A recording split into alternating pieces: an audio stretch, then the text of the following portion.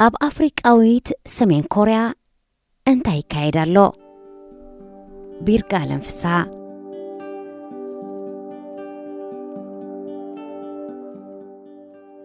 تشوز لاف ندحنت قرب مقبن حقاو مخرن سدتينيتاتن تمزابلتن كمون دمصن ترأينتن سدتينيتات كبن خبل بعالم درجة أم مسمرات سدت نزلو سدتينيتات أجداس دقف نزهبو تكالات هزباو دقف عمل عالكم زنطف نقزع رأسو زلال دحرقاتيو لورس هيت زتبهلت ولنتينيا أبتاكا فرنسا ناب إنجليز كساقرو زداليو زيغاتا استفلاليا هاقرات زخونو سدتينياتا زتأخاقبولا فرنساويت ودواويت كتماكالي أبزنبراتو اللوغزي Why many people fleeing Eritrea بزبلار استي كمز السعب كتأمو زخيل تحوف أب تشوز لاف أسفيرانيرا نتتحوفا سنيو زقربة أزيو حتير جنكا نخلو تب إيرترا زلون أب إيرتراوان زوردن زبالة كانت إبو زرقي حتير تنك أساقاس سئلي مالت فيديو دما أب أفريقاويت سمين كوريا انتهي كايدالو زبلار استتوهيبولو إذا أبزي تحوف ملوء نملوء زي تملس جنكا أرستناي زتحستو خينا زلا حتون بقر كابتا أبزي دحرقات السفرة كاب 75 كاليتات أبزي نوح جزي نغنتات إيرتران إيرتروانن كلج أبيلو كابزر فيديو ستوستتيا أب أفريقاويت سمين كوريا انتهي كايدالو اتعمات سرعات كساب زي القسة ناي وترو قزيف حتو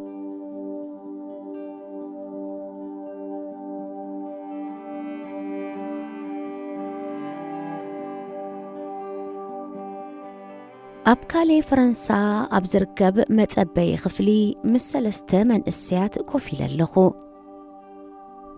أدميهم 15 16 شوعات تانيوم كلهم بحاكم كرايوم متيوم كلهم سدتينياتات اتزعبي إفريم زسمو من السي بزت السبابرة إنجليزينيو حقوس مقاند أمبر جنزب أقداس خمزي كونا قلت يفتن أعرقتو بات إنجليزينيان مزراب زقبرو فتني يسحقو نسو قني غتسل إفريم أبتا أبقمقم كيح بحري اتركب من السودان جبوتن إثيوبيان اتداوب نشتو هاجر إرترايتو وليدو إرترا كابتا حموشن اتبسلسته مليون زبزحو هزبال على غباب فرق مليون بقديتا تمزابيلوم اتهم زبزحو ناب قراب تهاجرات كهدمون كلو أشحات كاباتهم دما عقبا خرخبو تسفا بمكبار ناب إيروبا يمرحو اتاني اشتو هاجر ناب إيروبا بستسددو بسح زيقاتاتا نصوريا تغتيلا أبكالعي درجات سريعة تركب انتا يتابع إيرترا زلو زي تصبقو نقر ني إفريم حاتيتيو كل سب ناب سراويت كخيد كمز قداد فلت ايه وسخكو سراح يلن ماقبيلن وتهدرنا حماق منقستي بقات أبعتو إنا تأبتأب مهلسة حماق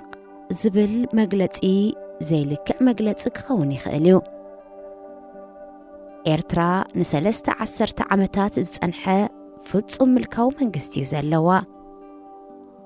مرج عيلن قوام يلن نتأ برس يلن قللتي بوليتيكا وعلالات ويون مستقاومتي مدنقات وين انتخونه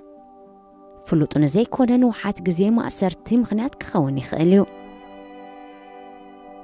تسبت مرماري حورات هاجرات بزعباسب أو مسلات أب إيرترا أزيز اسكح كحنبابيو أزيلو الزوب قوان انتخونه نتزرزر مكهسب أو مسلات أب إيرترا كالسلاسلو يكئلن بزي فقاد بيت ما أسرت خونه نزي توسنا قزي نايزيقاتات مسوار كمون أبابيت مأسرتن أبوان وتعدراوي سلطنان وتدرنان بسفحو مكاسب أو مسالات يفتسم منغستي ملونا منقسقاس مقوصصار ناي ጸጋታት ገደብ ከምኡውን ግዴታው እስክርናን ዜጋታት ንሓድ ሕዶም ክስልዩ ብምግዳድ ሙሉእ ቁፅፅር ይገብር ነዚ ዝብድህ ኣብያ ምስ ዘርእዩ ድማ ኣብ ቀይዲ ኸኣትውን ክስወሩን ይግበር ካብ ቦታ ናብ ቦታ ብዘይ መንቀሳቐሲ ወረቐት ክትጓዓዝ ኣይከኣልን ካብ ድኳን መንግስቲ ኣስቤዛ ንምዕዳግ ግድን ክቦን የድሊ ኤፍሬም ክሳብ ወዲ 17 ዓመት ዝኸውን ናብ ቤት ትምህርቲ ናይ ምምልላስ ዕድል ነይርዎ ኣብ መበል 18 ዓመት ዕድሚኡ ግን ከም ኩሎም ኤርትራውያን ናብ ሓደ ዕስክርና ዝጅምረሉ ወተሃደራዊ ማዓስከር ክኸይድ ነበሮ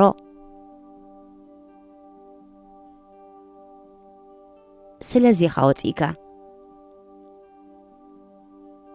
ንኤፍሬም ሓቲተዮ ናብ ሰራዊት ክትከይድ ኣይነበረካን መንክቡ አንቀሳቐሰ ገለ ሰባት ምስ ኢትዮጵያ ምስ ሱዳን ተዋጊኦም ሓወይ እውን ከይዱ ውግእ ሕማቕ ብጣዕሚ ሕማቕ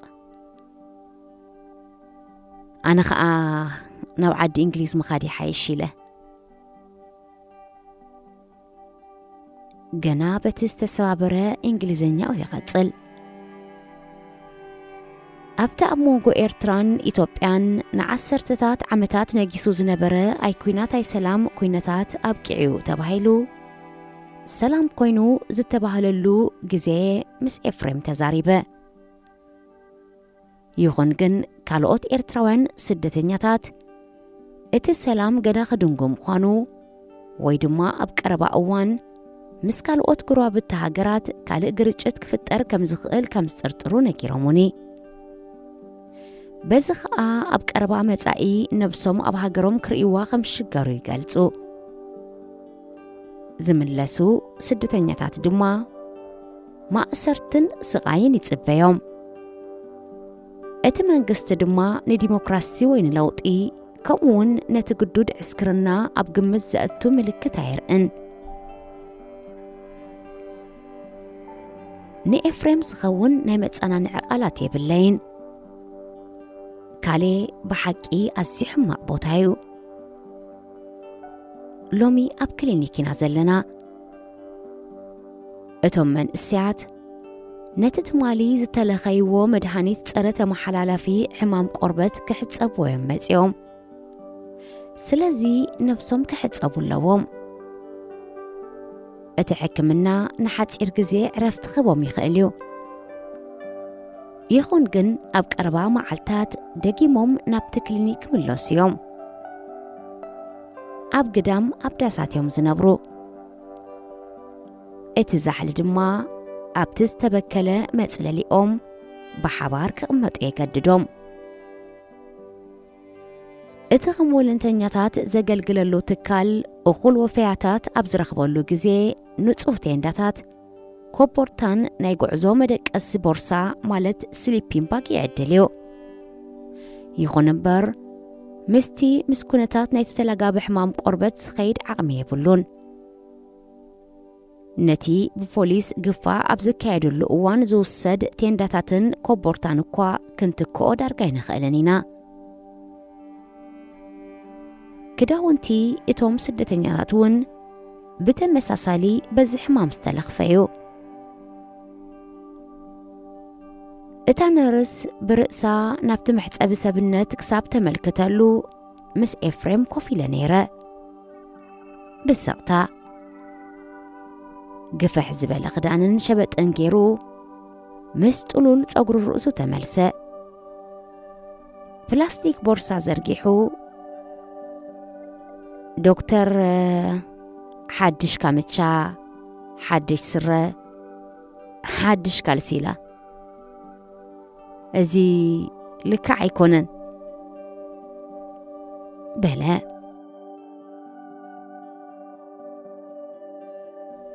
እቶም መንእሰያት ናብታ ተሽከርካሪት ክጎዩ ከለዉ ኣነ ነታ ነርስ ጥምታ ነይረ።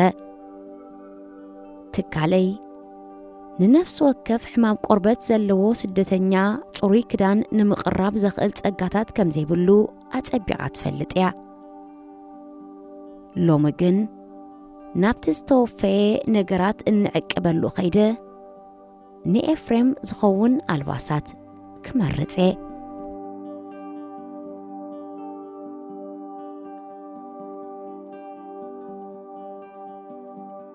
ናብቲ ኤፍሬምን ኣዕሩኽቱን ዝቕመጥሉ ሰፈር ክምለስ ከለኹ ሰሓቕን ላግፅን ጉጅለ መንእሰያት ኤርትራውያን ኣብቲ ቦታ ነበረ። ይእከቡ፣ ሙዚቃ ዓዋቢሎም ይኸፍቱ፣ ጸጉሮም ኣብ መስትያት እናረኣዩ ይዓኳልሉ። ነፍሲ ወከፍ እዞም መንእሰያት በቲ ኣብ ኤርትራ ብዘይ ሕጋዊ መንገዲ ዶብ ንዝሰግሩ ተወኪስካ ቅተል ዝብል ፖሊሲ ዝትግበረሉ ጉዕዞ ዝሓለፉ እዮም። ብነጋዶ ደቂ ሰባት ካብ ምጭወይ ኣምሊጦም ኣብ ማእከላይ ባሕሪ ካብ ምጥሓል እውን ዝደሓኑ እዮም። ኤውሮጳ ኣትዮም ካሊእ በፂሖም ኣለዉ። ናብቲ ኣብ ዓዲ እንግሊዝ ክረኽቦ ዝሓልምዎ ውሕስነት ኣመና ቀረባ፣ ግን ከኣ ኣመና ርሑቕ።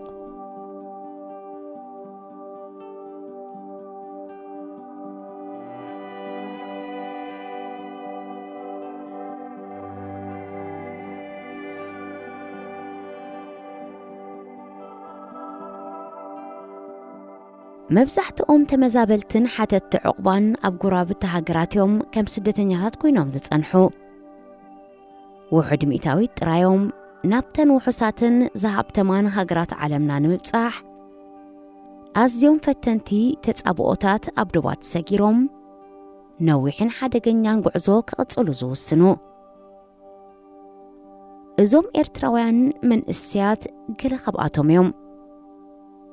ንምብዛሕትኦም ኣብ ንኣሽቱን ዓበይትን ከተማታት እንግሊዝ ዝነብሩ ኣባላት ስድራ ቤቶም ወይ ኣዕሩኽቶም ኣለዎም። እንተኾነ ብዛዕባ ኣብ ዓዲ እንግሊዝ እንታይ ከም ዝጽበዮም ዘለዎም ኣፍልጦ ኣዝዩ ውሑድ እዩ። ኣብኡ ሰባት ዝያዳ ሕያወት ምዃኖም ዓሌታውነት ዝወሓደ ንስደተኛታት ዝጠዓሙ ሰባት ምዃኖም ይዛረቡ። ንገለ ካብዞም መንእሰያት ኣብ ካልእ ሃገራት ምናልባት እውን ኣብዚ ኣብ ፈረንሳ ዕቑባ ክሓቱ ይሓስቡ እንተኾይኖም ሓቲተዮም። ፈረንሳ ጽቡቕ ኣይኮነን፣ ፖሊስ ፈረንሳ ኩሉ ግዜ ሃርሙኻ፣ ዘንብዕ ጋዝ ይነጽጉ ይብል ኤፍሬም። ሓቂኡ ኣይተጋገየን። ኣብ ዝሓለፈ ግዜ እተን ዝሰርሓለን ትካላት ኣብ ካሊእ ኣብ ልዕሊ ስደተኛታት ብፖሊስ ዝፍጸም ገሰት ዝምልከት ጸብጻብ ኣውፅአን ነይረን እየን። ገለ ካብቲ ብኣማይት ዝቝጸር ምካስ ሰብኣዊ መሰላት ዝገልጽ ምስክርነት እውን ባዕለይ ዝመዝገብክዎ እዩ። ይትረፍ ዶ ንኤፍሬም መስርሕ ዕቑባ ዓዲ እንግሊዝ ካብ ናይ ካልኦት ሃገራት ኤውሮጳ ከም ዘይሓይሽ ክነግሮስ? ንባዕለይ እኳ ኢድኒ ሓደ ዝበኪ ብ5 ፖሊስ ከም ዝተሃርመ ዝገልጽ ወዲ 16 ዓመት ኤርትራዊ ድሕሪ መሓዘይ ንፈረንሳ ምፍታው ኣምና ይኸብደኒ። ነቶም ናብ ክሊኒክ ዘሰንዮም ስደተኛታት ካብ ሃገሮም ውፅኦም የጠዓሶም እንተኾይኑ ካሓቶም ኣይደልን። ናብ መጻኢ ኽጥምቱ ኣብ ዕላማታቶም ከተኩረ ዝደሊ